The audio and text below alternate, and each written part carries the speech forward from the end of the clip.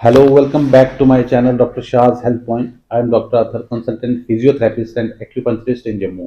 तो dear friend, आज मैं बात करने जा रहा हूँ बहुत इंपॉर्टेंट, बहुत स्पेसिफिक टॉपिक है जिससे 90% लोग 80-90% लोग सफ़र कर रहे हैं।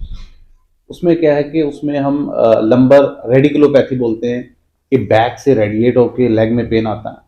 वो एक लेग में भी हो सकता है, वो दोनों लेग में भी हो सकता है, राइट में भी हो सकता है, लेफ्ट में भी हो सकता है। उसके जो सबसे पहले है कि एक डायग्नोस्टिक जो पैटर्न है वो बनाने के लिए सबसे पहले तो हमें पता होना चाहिए कि उसका वो किस वजह से, किस रूट कॉज क्या है उसका। अब रूट कॉज को कैसे समझा जाए?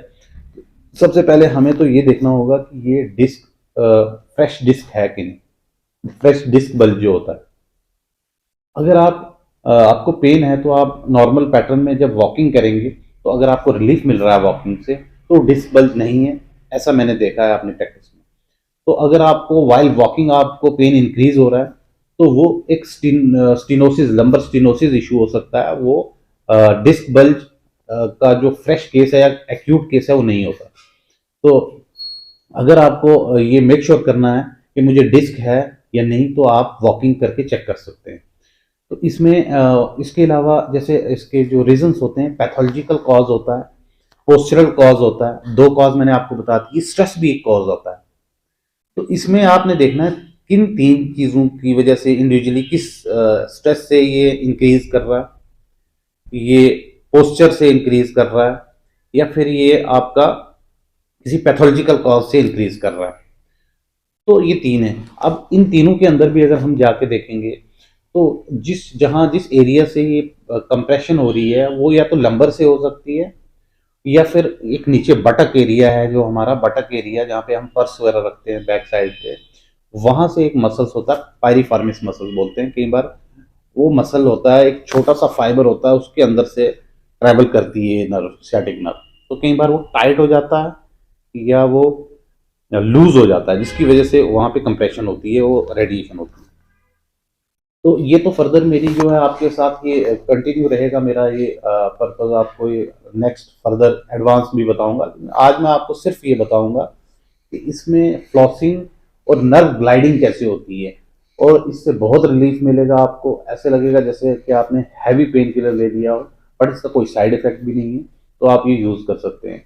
बट अगर किसी को ये करते हुए किसी को पेन हो या अनप्लेजेंट फीलिंग हो तो आप इमीडिएटली इसको छोड़ सकते हैं। तो आज मैं आपको दो स्पेसिफिक ऐसे बताऊंगा नर्व ग्लाइडिंग, जो स्टैटिक नर्व ग्लाइडिंग से जाने जाते हैं, दो स्टेप, तो बहुत इफेक्टिव हैं, तो आप उसको ट्राई करिए।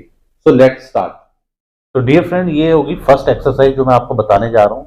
इसमें आपको अगर लेट सपोज कि हमें राइट साइड का स्टैटिक पेन है तो हमने क्या करना है, राइट साइड की लेग को ऐसे रखना है और लेफ्ट को ऐसे रखना है, और जस्ट अपना अपर जो स्पाइन है उसको मूव करना है इस तरीके से ब्रीदिंग के साथ।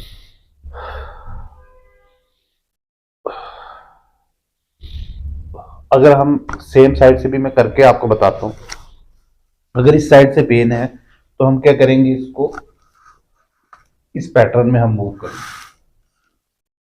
ये हो गया, हम ट्रांसवर्स प्लेन में मूव कर रहे हैं। इससे हमारा जो जितनी भी ब्लॉकेज होगी वो रिलीज होती रहेगी और ऑक्सीजनेटेड ब्लड वहां पहुंचेगा। ब्रीदिंग के साथ करना है। जो सेकंड एक्सरसाइज है, सेकंड एक्सरसाइज में जस्ट हम सीधे लेट जाएंगे और लेग, फॉर एग्जांपल इस लेग में हमें पेन है, रेडिएशन हो रही है, यहाँ से पेन जा रहा है, तो हमने इसको होल्ड कर लेना और अपनी लोअर लेग को आपने लिफ्ट कर लेना है और एंकल को मूव करना ब्रीदिंग के साथ।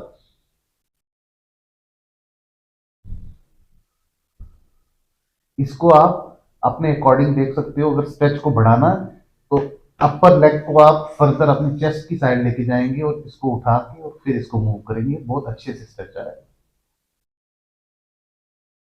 सेम इसको भी मैं करके बता रहा हूं आपको। अपर जो लेग है उसको आप अपना टुवर्ड्स चेस्ट रखेंगे और इसको एंकल को मूव करेंगे।